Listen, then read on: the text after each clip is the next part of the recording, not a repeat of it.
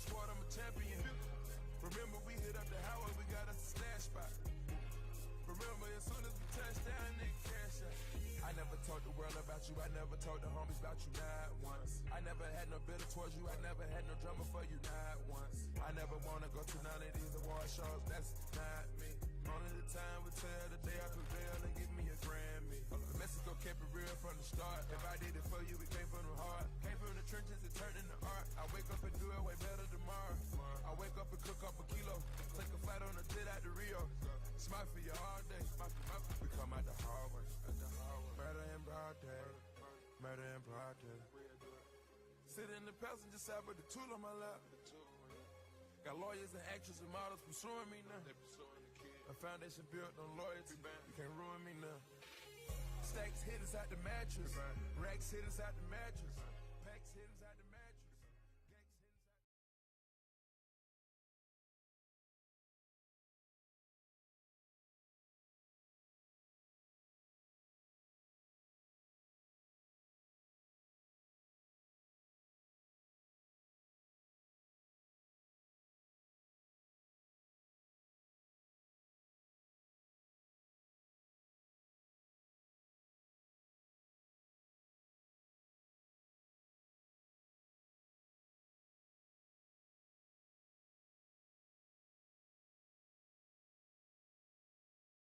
To find your places and further towards the back, unless you're seated, so everybody can see what they came here to see. And I'll just stay here, and if anyone has a question. And Ian, yeah, you guys need to be at the speaker's table. And Ava, you are not allowed to knock anything over today.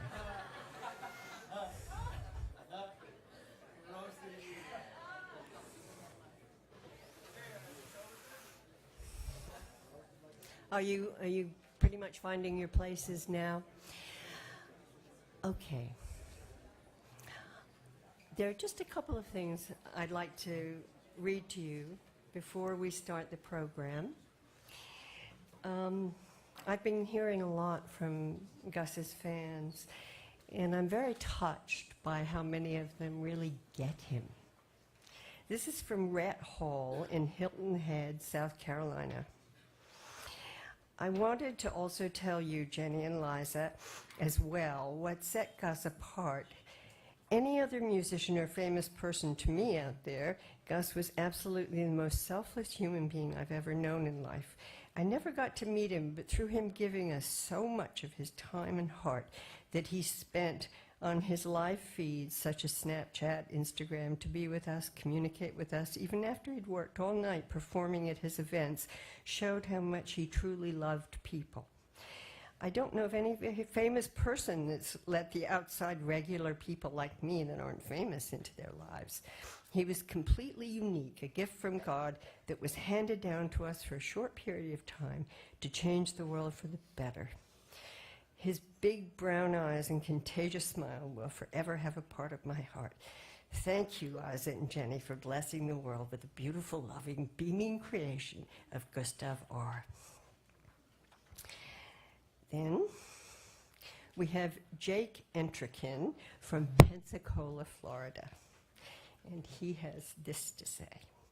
He wasn't the modern-day Kurt Cobain, by the way. He is the first and only Lil Peep. Yeah.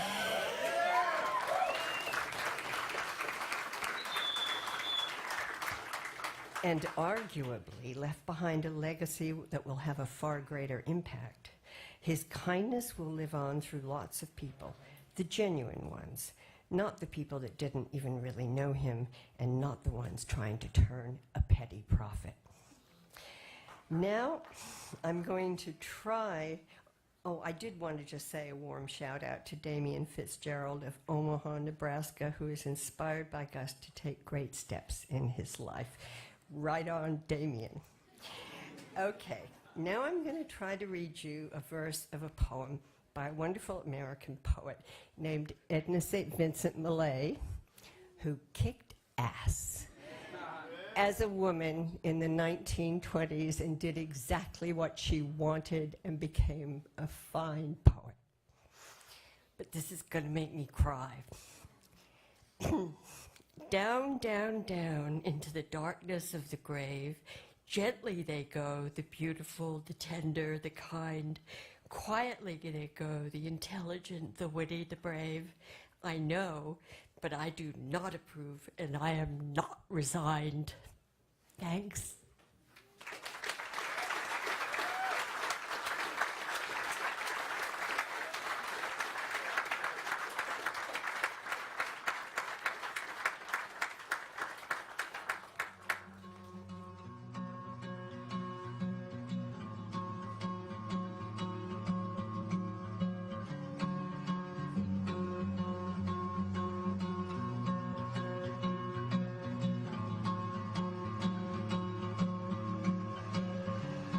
If you have 3/4 or more of $1, you could still use it, but a lot of people don't know that. Important to you, but to me, girl, you're so much more than gorgeous, so much more than perfect. I'm a motherfucking Dreamer boy. I'm a Dreamer boy. Hey, kid. Losing your patience, and girl, I don't blame you. I got the name Lil Peep because since I was a small baby, my mom has called me Peep. I don't know why. Peepers. Peep. It's just what she calls me. Pretty much everyone in my life calls me Peep, so Lil Peep. Never ask no one for help, and that's why I don't pick up my phone when it ring.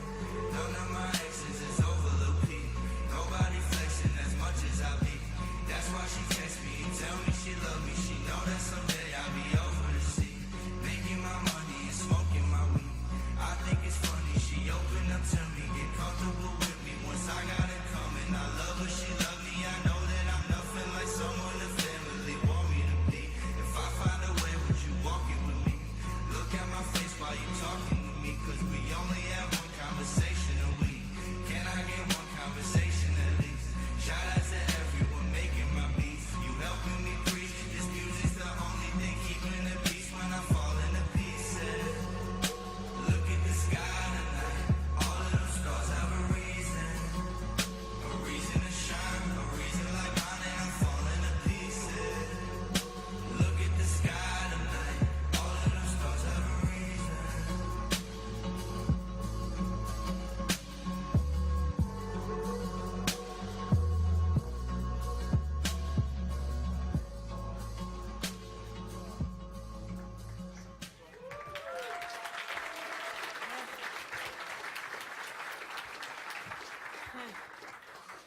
Hi. Oh, you can hear me, right? Okay, good. Good. Okay. So this first, I'm going to start with a little quote which made me cry, and it's from a great book by Kate DiCamillo, and it's called The Miraculous Journey of Edward Tulane, which is you read that and you'll just cry and cry. And I read that out loud to the boys. We read about every night until they were about 11 and 13, just because we liked to do it. So the heart breaks and breaks and lives by breaking. It is necessary to go through dark and deeper dark and not to turn. So that's just basically the big idea of that is you just gotta go through it. Excuse me. In our shock, walking to get breakfast the morning after Gus died, Oscar and I tried to make each other feel like we were going to be okay without him. We hadn't really slept, but it was a sunny day, and we knew we needed to get out of the house and into the world for comfort. One of the things Oscar said to me was, "Mama, just think of what he accomplished in barely 21 years. He traveled to Russia, England, Belgium, France, and El Paso. I will probably never go to El Paso in my entire life." I mean, most people never get to do in their entire lifetime what Gus did in just 21 years. Many people have said these same words, more or less, to me over the past couple of weeks. Gus did it. He lived his own life on his own terms. He was a stubborn, driven, talented, crafty, observant, and tender young man. Gus was also vulnerable. He hurt terribly when his friends' parents said he was no longer welcome in their homes, once he had stopped performing well in school and had stopped playing sports. Long before that, though, Gus understood that many good people suffered injustice because of what they looked like or how much money they had. He saw how the cool kids who lived in the fancy neighborhoods looked down on his friends who lived in the projects and looked down on his own family who lived in an apartment and drove an old Nissan. Gus got fed up with that world. He rejected it, and he rejected being molded into a box. Probably Emma, Ian, and Carmelo know more about why he began to feel that way. When he locked himself in the garage and got his first tattoo, he began to make his rejection of the box public. He dared the world. That's when some of his friends' parents told their sons and daughters they didn't want him to hang around with Gus. He cried when he told me about that. That's when the adults at the high school began to look at him askance. He set his jaw when he told me about that. With a keen eye for injustice, Gus raised the ante. He added to his tattoo. He pierced various parts of his face: his ears, nose, lip, eyebrow. The more tattoos and piercings he got, the more he was treated like an outsider, and the more of an outsider he became. Being an outsider, a reject, hurt him. He stayed in his room, barely mustering the courage to go to the library to complete the assignments necessary to get his diploma. And please, he graduated from high school, and he was on the dean's list the one semester he did of college. So fuck the people who said he didn't graduate from high school. Sorry. That was an ad lib, I apologize. And he did it because of his, he liked Mr. Balsamo and Mr. Petchower, but he liked Mr. Balsamo more because he had tattoos. And he did it because of his love and gratitude for Mrs. Hartman, who saw him for who he was, not what he looked like. Years later, Gus told me that it was easy to tell the difference between the people who saw his tattoos when they looked at him and the people who saw him. Gus decided to move to California and left at 17. He tried to take classes, but few were available to an out-of-state resident. It was there that he discovered he could express his sorrow and joy and despair with his music. You may be surprised, you may not, but you may be surprised to hear that Gus and his housemates had a weekly Frank Sinatra night. His favorite song to sing was "Fly Me to the Moon." And he was fucking good at singing it. When he returned from California, he began to make music at our home. My mother bought him some beats and explained to me why I should take this work seriously. So he and I drove to Best Buy, and I bought him a pair of fancy red earphones. He worked and worked and worked. He made me wear earplugs at night so I wouldn't hear him, but I did hear him belting it out. He worked like that typically through the night, going to sleep when I got ready for work. If you had seen Gus walking down the street, you might have been put off, scared even. You might have thought, what a loser, or yikes, I had better cross the street. If you had known he stopped caring about school, you might have thought, what a loser, and I don't want my kid hanging around with him. He could get into some bad habits. If you had seen his filthy fingernails, you might have run away. If you had made these judgments about this teenager, about this young man struggling on his own to find meaning as a man, then I ask you to use this moment right now as a time to reflect on your actions. Ask yourself these questions. Do I really know this person? Have I sat down face to face and asked him to tell me about himself? Do I know what matters to him? Do I know what he values? What hurts him? What he loves? And why? Am I assuming this strange or scary looking person has no plans for himself? Have I asked him his plans? Am I dismissing this person because he does not match my definition of a good kid? Do I assume he does not work? Be honest. Gus was. Gus wrote a song about wanting to burn his high school down. He didn't like most of the adults there. He despised the social scene. I say most of the adults. Most, not all. Must everyone fit into the box? Why must we have a box? Who is this box for? Can we reinvent ourselves? Gus has left us with so much to think about and learn from. I want to thank you all for coming here today.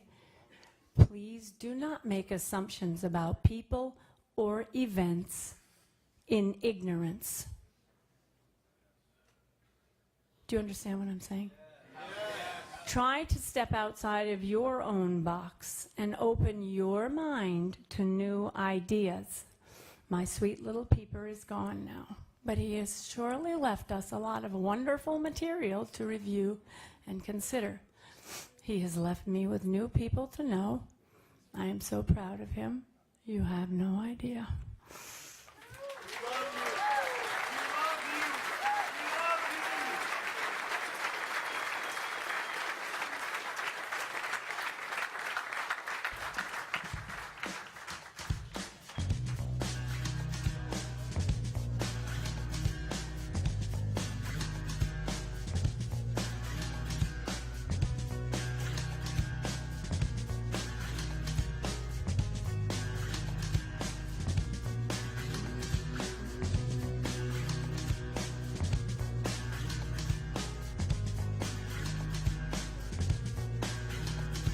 Hello there, the angel from my nightmare, the shadow in the background of the moor, the unsuspecting victim of darkness in the valley. We can live like Jack and Sally if we want, where you can always find me. And we'll have Halloween on Christmas, and in the night we'll wish this never ends. We'll wish this never ends.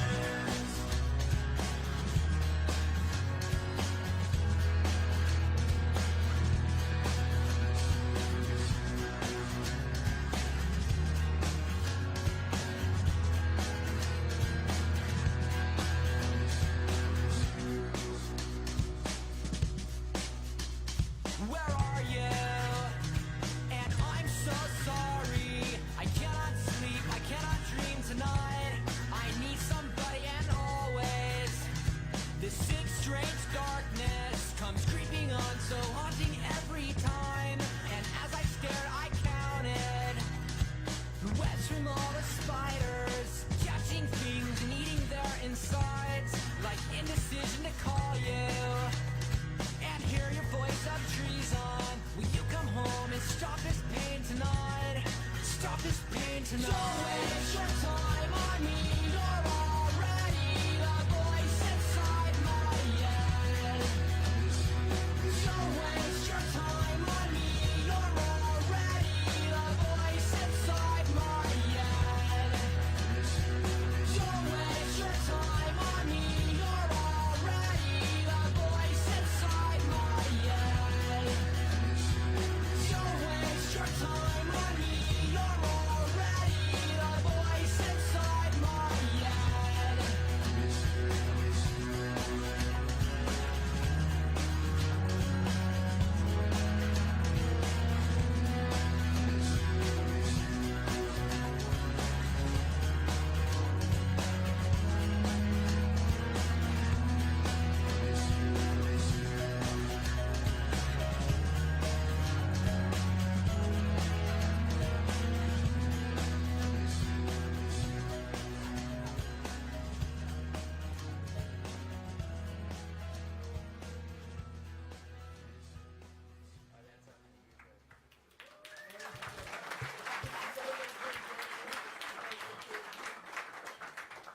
Hi guys, I'm really nervous, so bear with me.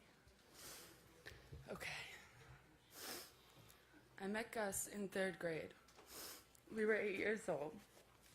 A close family friend passed away that year, and I remember I got to sit crying on the big comfy beanbag chair all day by myself. And Gus just kept coming over to me to make me laugh. He was the only person to cheer me up that day. I wish he was here right now cheering me up. By 5th grade, I was in love with him. We were so young. He was just so cool from the start. I mean, I've never met anyone who's colored their hair more times than me. Middle school came and we stayed friends. I remember he'd go on for hours making fun of the guys I dated. But no matter what he was saying, I couldn't stop laughing at it. Gus was able to do that. He was so funny, he would make you laugh so hard you wouldn't realize he's been making fun of you for the past 10 minutes. He'd make me laugh until I'd cry. I don't think it's physically possible to shed more tears for anyone. High school came, and we went back and forth, breaking each other's hearts. We'd date for a month, and he'd hate each other for 2. But he was always there, and he always reassured me how much he loved me. Even if he was pissed at me, even in the hardest times when I thought no one was there, he was. He was just always there. Senior year came, and he finally showed me some public affection. He was never too good at that. He kissed me in front of a whole party. I remember thinking, wow, we're really going to be in a real relationship this time. It didn't happen immediately, but eventually. He moved to California after high school, and so did I. He was in LA, I was in San Diego. He was living with Brennan with no job or money at all, eating only the Trader Joe's canned beans Liza would send him in a box from New York. I went up there every other week with my 2-week pay of $100. I was working for my sister. Let's just keep that in mind. I think the train ride itself cost about $70. I'd have to steal food from my sister's house and bring it up so we didn't have to eat those beans. I think he wore the same pants every single day that year. And for some odd reason, it never grossed me out. He'd step out of his pants that were literally molded to his legs. They were so stale they would stand up straight. And I never even flinched. I mean, that's true love if you ask me. He eventually moved back home to Long Beach. I think it took me maybe 2 months to run back after him. I might as well have just immediately moved all my stuff into his tiny room because I don't think I slept in my own bed more than 10 times that year. I was glued to him. I hated working. I didn't want to be away from him, which was pretty strange because we did absolutely nothing but sit in his room every day. I'd watch him smoke the clips people left at his house the night before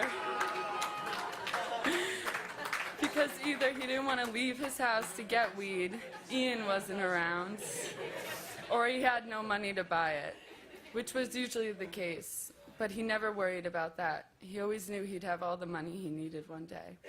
He always knew he'd be something more. And I can truly say I don't think anyone who really knew him ever doubted that. He had to start kicking me out of his house so he could record. He would tell me he couldn't sing in front of me until he was famous. And then it all started to change. It started to happen. He started to have a fan base, girls started commenting on his pictures, and I started freaking out on him every other day. But no matter how much we fought, he wouldn't stop telling me how much he loved me. We'd break up, and the next minute I'd get a text from him saying, "I love you."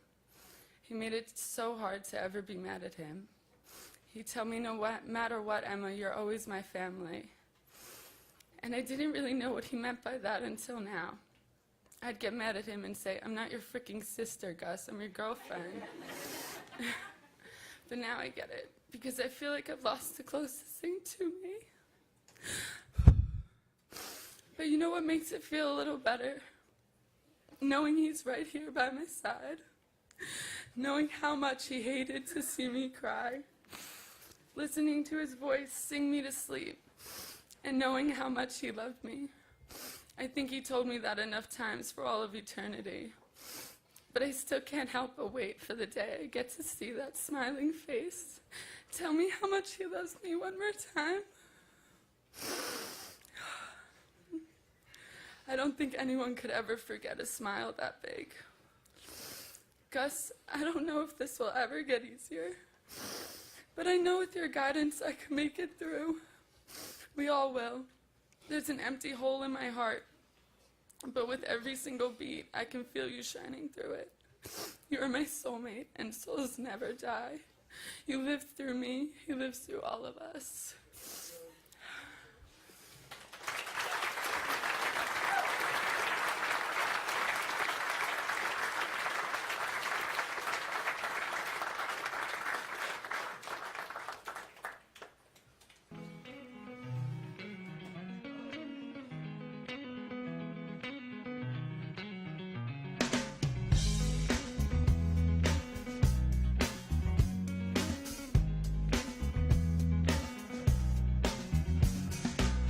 To decide that the things that I tried were in my life just to get high on. When I sit alone, come get a little known, but I need more than myself this time. Step from the road to the sea to the sky, and I do believe that we rely on. When I lay it on, come get to play it on, all my life to sacrifice. Hey, oh, listen what I say, oh,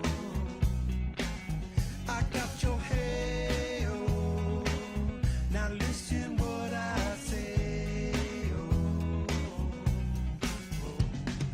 When will I know that I really can go to the well once more? Time to decide on. When it's killing me, when will I really see all that I need to look inside? Come to believe that I better not leave before I get my chance to ride. When it's killing me,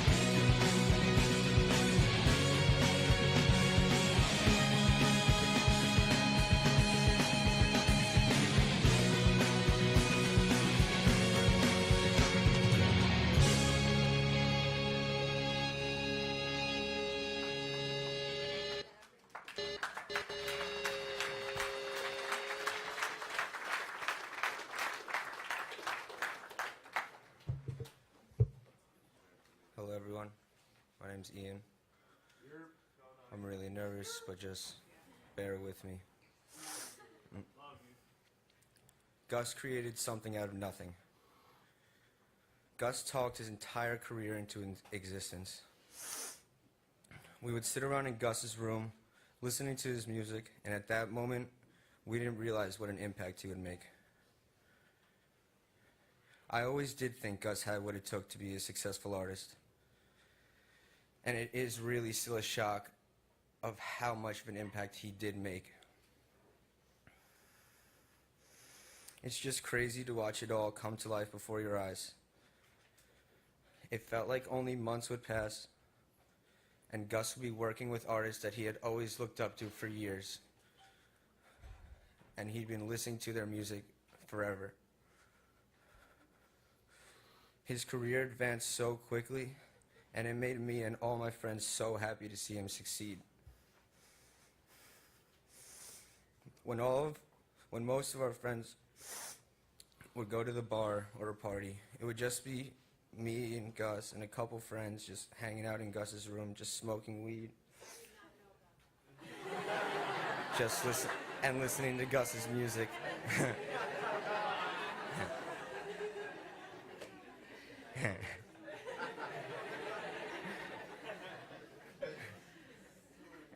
We would stay up all night, literally until like 5 in the morning. Liza would always come in every day, almost, and just tell us to turn it down. But Liza would never, ever be angry. Never once was she really angry at Gus. She knew that this is what Gus needed to do to move on in his career.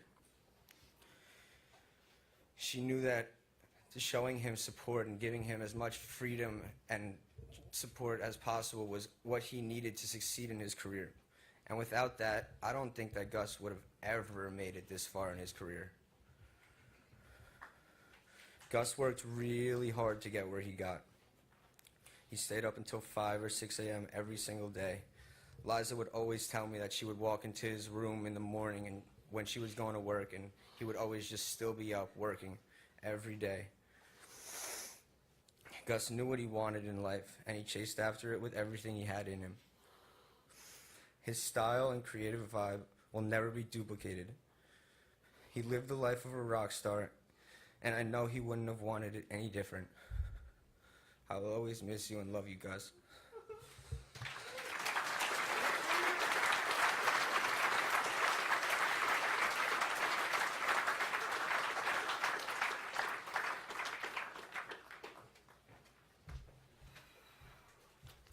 Hello, everyone. My name is George. I'm going to read a tribute from Dylan Mullen, also known as Smoke-a-Sack, which I gotta say, I had the sincere pleasure to have worked with him and Gus with Come Over When You're Sober. So, Dylan, I'll try not to fuck this up. Here we go. When I was just 18, I started to post my beats online from my home in Virginia. It was my first effort at music to get myself out of there as a producer and songwriter. The first person to reach out to me about a beat was a kid named Gus, who messaged me from his home in Long Island. He asked if he could purchase one of my beats to put some lyrics over. I was so excited that he was interested in my work, and I sent him a bunch of beats. He sent me back the songs with his lyrics, and I was really impressed. I thought to myself, wow, this kid is something special. I went to college to study audio engineering. A couple of years in, I decided school wasn't for me. I left Boston to move out to LA and give it a go with the music. A few weeks after moving to LA, I came across this artist going by the name of Lil Peep. I had no idea that this person standing in front of me was the same kid that I only knew as Gus. I never forget that moment. Never in my wildest dreams could I have imagined that years later we would both wind up in California trying to pursue our dreams. Once we put the pieces together of how we met years earlier, we decided to make music and come up with 19 We both knew at the moment it was our destiny to make music together. I knew Peep was a superstar from the moment I met him. I remember when we made Hellboy, he explained to me why he chose the name. It was because Hellboy came off as intimidating and scary to some, but Hellboy was like a book that was only judged by its cover. He was actually a superhero who had a huge heart, and that's exactly what Peep was, a superhero with a humongous heart. Gus knew no matter how close we were, even though he was my best friend, that I was still a huge fan. I loved his singing and his natural ability to write amazing lyrics. We fueled each other, and we loved every moment of it. Sorry. Still more, yeah. When we recorded Brightside, I watched his body tremble. He was singing so loud, and the look on his face was genuine. He was pouring out his heart into these songs. I'll never forget these moments. His voice will forever be in my heart and soul. Gus loved life more than anyone could imagine. He lived to the fullest and cherished every moment of every day. He had the biggest goals and dreams you could ever imagine. He worked his ass off to get where he was. He had so much drive and ambition. He loved traveling, eating all different types of crazy food. Once we were overseas, he ate snails and octopus, which I personally thought was insane. Gus was very smart, creative, charismatic. He was such a character. He was super funny and outgoing around people. But the truth is that Gus was shy and really enjoyed just being with his close friends and family. He loved his mother, his dog, more than anything, and would talk about them all the time. He was Lil Peep to the world, but to us, he was Gus. Yeah. We will always have each other's back. He comforted me when I felt broken, and I did the same for him. He always told me everything was going to be okay. He always made things okay for me. Not many people could cheer me up like Gus. I'd be upset if he could give me this look. It was so silly. No matter what, I'd start laughing. Okay, so let me just go over here. Sorry, Dylan. I'm doing my best here. All right, here we go. Gus truly loved life. His death was a huge tragedy for all of us. He would want me to tell everyone to support your friends, watch their back. If they're struggling with issues that are too big for them to manage, get them to seek professional attention. Do not try to find yourself finding answers in the street. Honor him. Give his death meaning.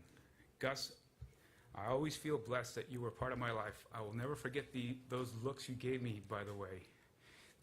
You always made me laugh. I will remember all the fun we shared, the way you made me feel good about myself. I'm so grateful how everyone reached out to me during this painful time to offer your messages of hope, kindness, and support. It means so much to me, and thank you from the bottom of my heart for the both of us. Rest in peace, my brother.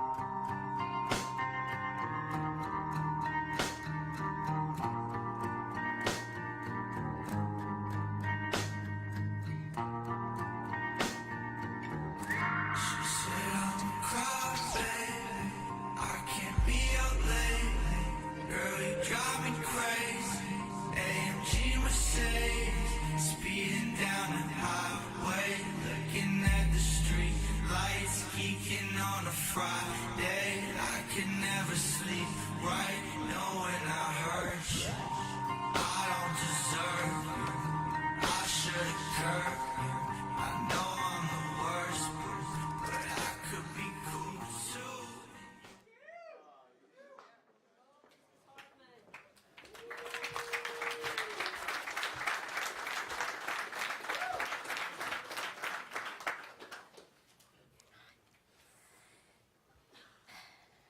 Today marks 17 days since the morning I found out that Gus left us.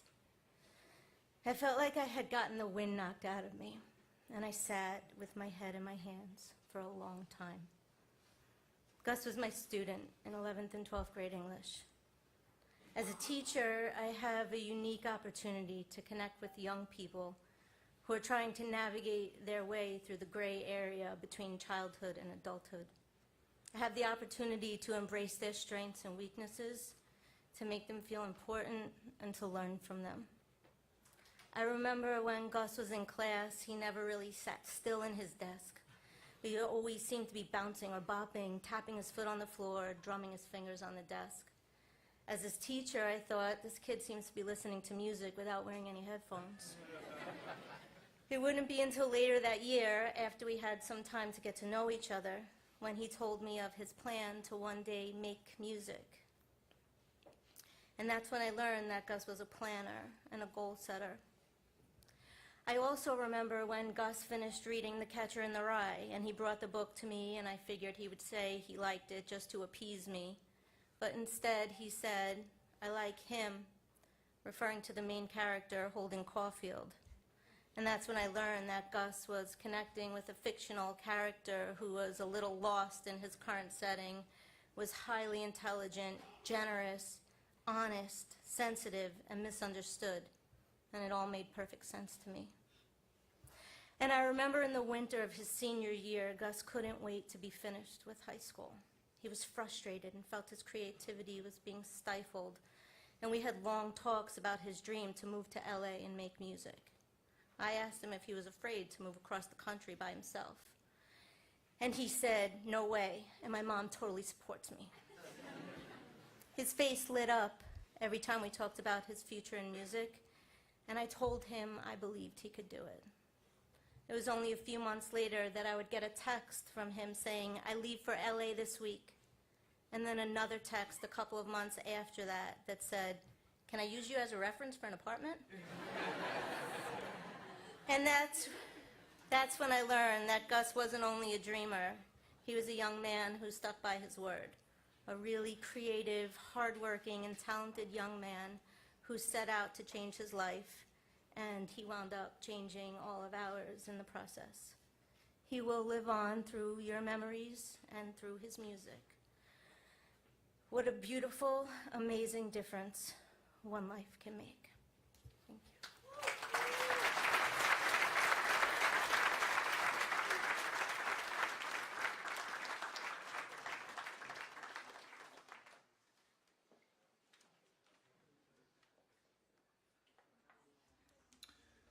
My name is Travis, and I'm holding my grills because I want to tell the story about the time Peep and I got fitted for our grills together.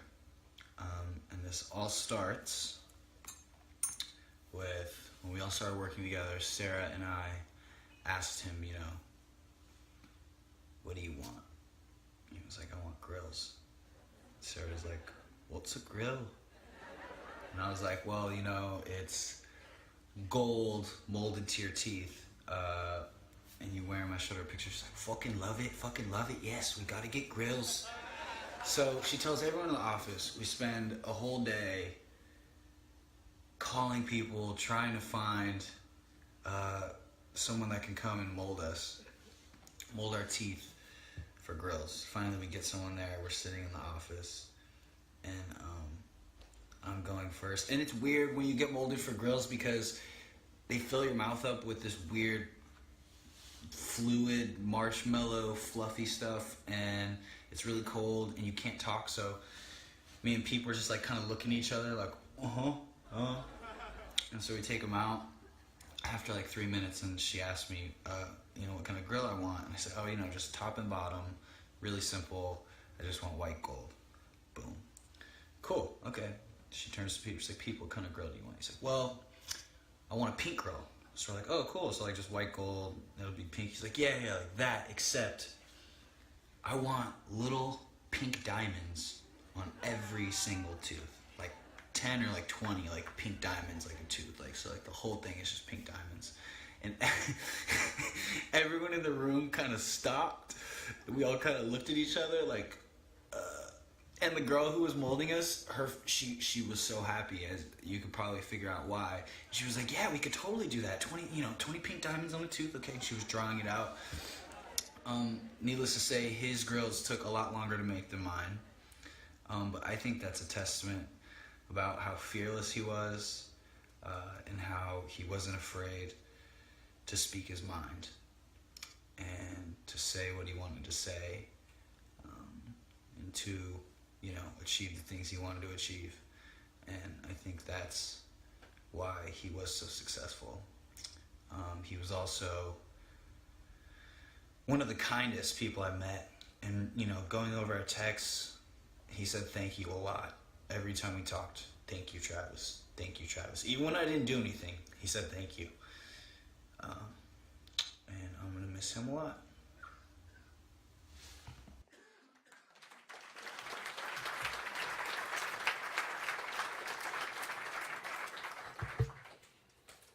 Thank you, everyone, for being here. When Gus started his music career, I never thought in my wildest dreams I'd be able to get to share a stage with him. So this is really special. My name is Eddie Whalen. When me and Gus met at a young age, we were inseparable from the start. His house actually became like a second home to me, and Liza like a second mother. I actually owe Gus a lot of credit for things I'm interested in today. The music we used to listen to on Oscar's Gold Walkman, like Blink-182, Red Hot Chili Peppers, Good Charlotte, Eminem. And if my dad knew that I was listening to Eminem when I was in elementary school, he would have flipped out. But he never found out. So that's good. The style and sneakers that he rocked from a young age, at their house they always had a CCS catalog, and I used to go around in Skechers like a dork. But I would see the shoes on Gus's feet, and I would go to my mom like, Mom, I really want those kind of sneakers. And thankfully she hooked me up.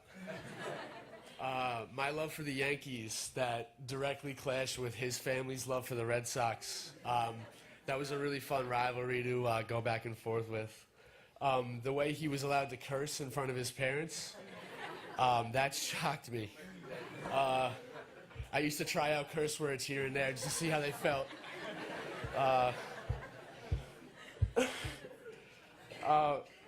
I'm going to keep ripping on myself. I used to wear my jeans my shirt tucked into my jeans, pulled way up. And Gus would never let me hear the end of that. And as soon as we became friends, that ended. The sum total of all of this is that Gus really introduced me to what cool was. Gus had such a style about him. And that's one of the things that'll be missed about him most. These last few weeks, I've learned what crying really feels like. And it's not the same crying that we used to do when we fucked up a skateboard trick outside Lindell School and busted up our shins. And it's not the same crying that I did when the Red Sox came all the way back in 2004.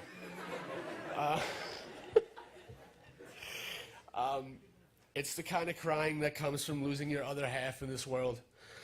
And he was that thing to so many people. And looking out into this crowd, and I know there are hundreds of thousands of people watching online, and it's insane to know the impact that he had in this short life. Gus was our brother, and we'll all miss him forever. So thank you.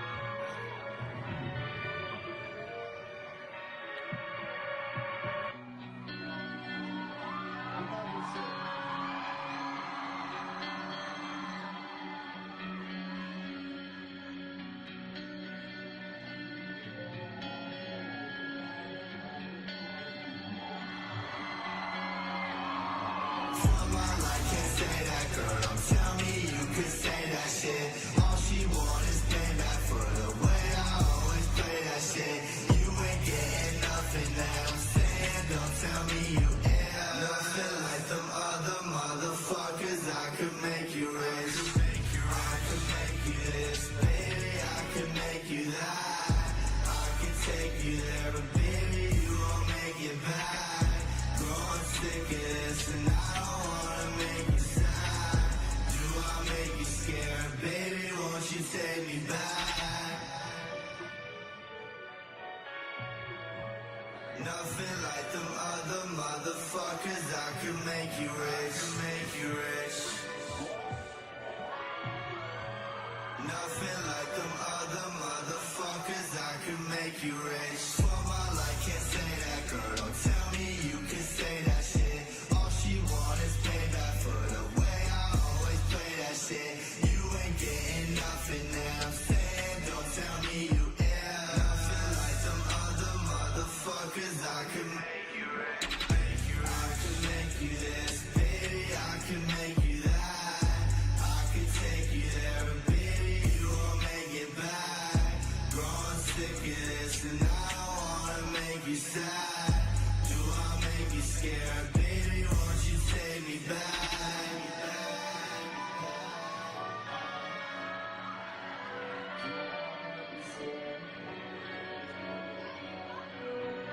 Down another lonely road I go. Just another lonely road down. I just wanna know, I just gotta know. Do you wanna go, baby? We can go.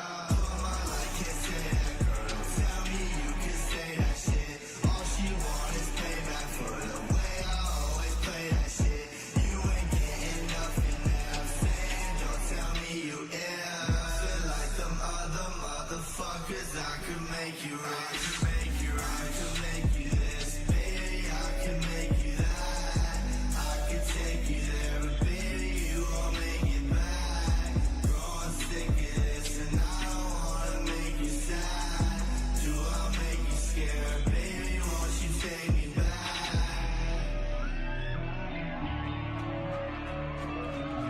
Do I make you scared? Baby, won't you take me back? Nothing like them other motherfuckers. I could make you rich, make you rich.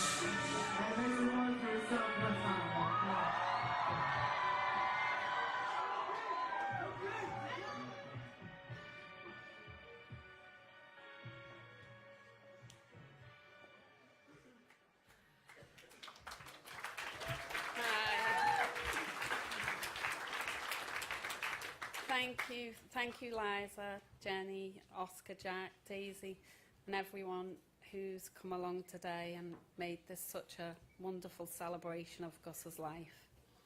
My name's Sarah Stennett, for those of you who, I'm sure there's lots who don't know who the hell I am.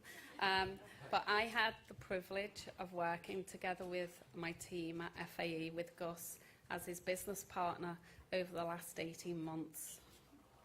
From the moment that Travis, who we saw earlier, showed me the picture of Gus, and I had 30 seconds of 19 on SoundCloud, I was obsessed. I turned into a teenager. People in my office literally thought I'd finally lost my mind. It took me 2 weeks to track him down to a squat where he was living in downtown LA with some of his peers and collaborators who I'm so happy to see here today. It then took me a further week to persuade him to come and meet us because he thought we were probably two corporate arseholes and I was definitely too old and just wouldn't get it. Once I met Gus, I was totally captivated by this amazing young man with crybaby tattooed across his beautiful face. We agreed to go on a journey together. It is clear to me now that our meeting was destined for a larger purpose. My team and I did everything we could to ensure that the world knew about this unique, brilliant talent of Peep. Everyone we introduced him to, from the famous photographer Mario Testino to my aging mother, was completely enthralled with him. It's easy to understand why. Peep was a fascinating contradiction. He had the ability to merge complex emotions into a single moment. He could be happy and sad, anxious and confident, self-conscious and brazen. He was just unapologetically himself. My daughter Rose described him like this. He embraced and accepted every human emotion without fear or resistance. He was not uncomfortable with his uncomfortableness. He accepted himself, and in the words of his friend Bexy, who I hope is watching, he was living, not existing. He was always passionate about what he was doing and was planning his future with huge excitement. He was aware of the enormous value of his ability to truly express his individuality and to use it to connect with others. He was unstoppable in his right to do that, a creative leader. I'm grateful for every minute of every day I had this inspiring young man in his life, in my life, and me and his. Being young is something the old want, and being wise is something the young need. Gus was both young and wise. He helped me in some of my own personal challenges, in particular my absolute terror in public speaking.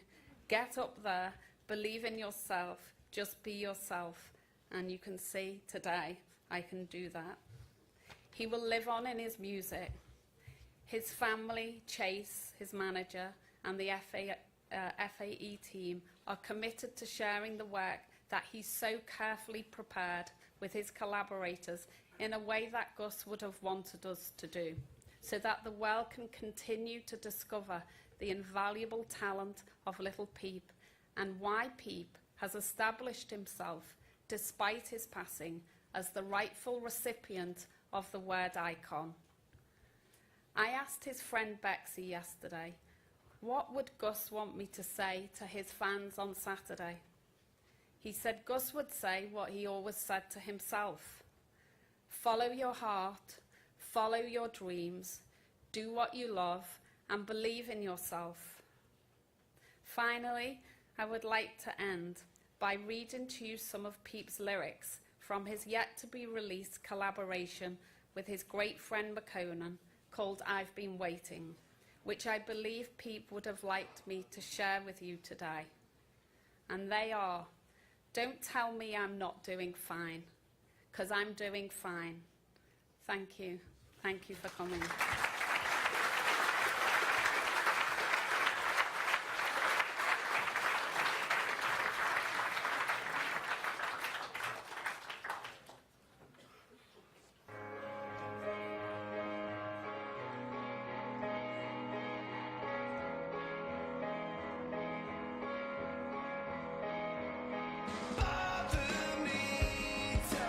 Awful things, you know I love it when you do that. Helps me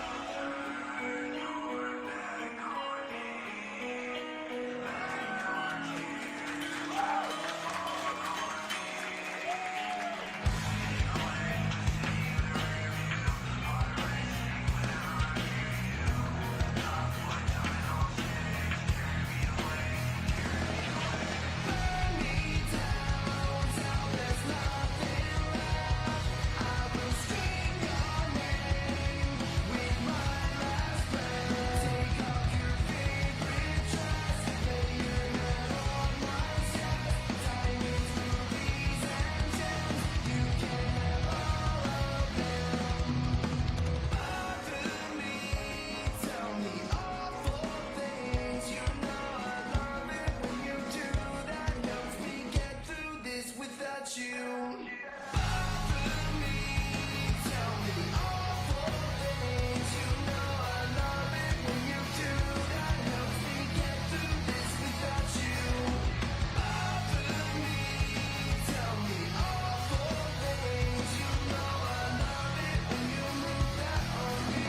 Love it when you do that on me.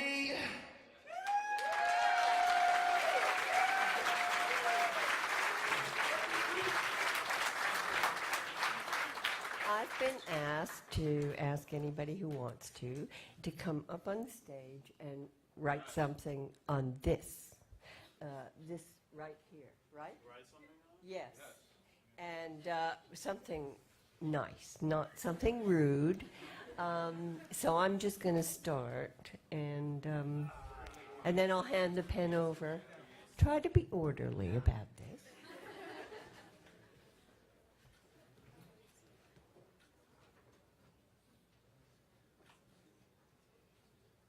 Oh, this is very difficult.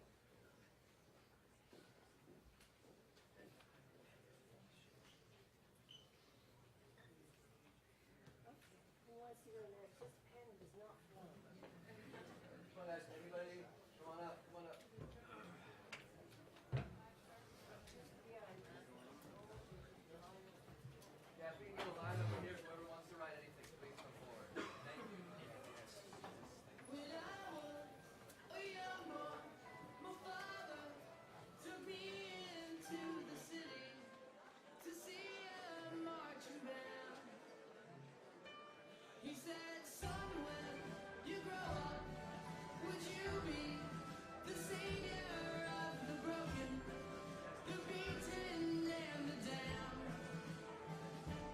He said, will you defeat them, your demons and all the non-believers, the plans that they have made? Because one day I'll leave you a phantom to lead you in the summer, to join the black parade.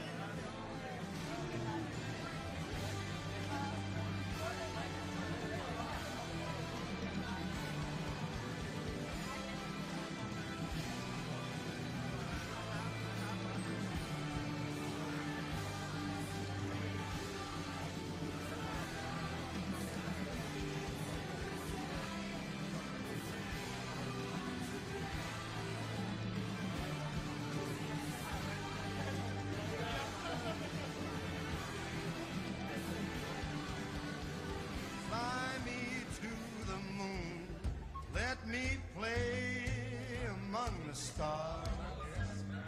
Let me see what spring is like on Jupiter and Mars. In other words, hold my hand. In other words, baby, kiss me. Fill my heart with song and let me sing forevermore.